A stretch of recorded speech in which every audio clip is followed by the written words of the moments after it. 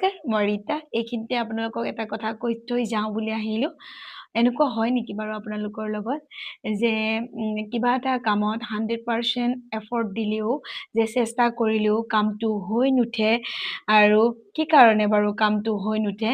ইয়াৰ main কথাটো হ'ল আপোনালোকে যিটো কামত মানে চেষ্টাটো কৰিছে সঁচা কথা, কিন্তু সেই কামটোত প্ৰতি আপোনালোকৰ এটা ভয় থাকে।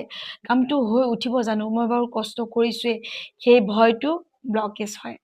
আৰু লগতে আপোনাৰ সেই কামটো যে হৈ উঠিব বিশ্বাসটো আপোনাৰ কম। যদি কিবা এটা কাম কৰে চেষ্টাটো কৰিবই, লগতে তাৰ পৰা শংকাটো দূৰ কৰি পেলাই কামটো কৰিব আৰু 100% বিশ্বাসটো ৰাখিব যে মই ছাকচেছ হ'মেই হ'ম, সফল পাম, তেতিয়াহ'লে সেই কামটোত আপুনি সফলতা অৰ্জন কৰিব পাৰিব। সেইটোৱেই মেইন কথা। Thank you. God bless you. Love you all. Bye bye.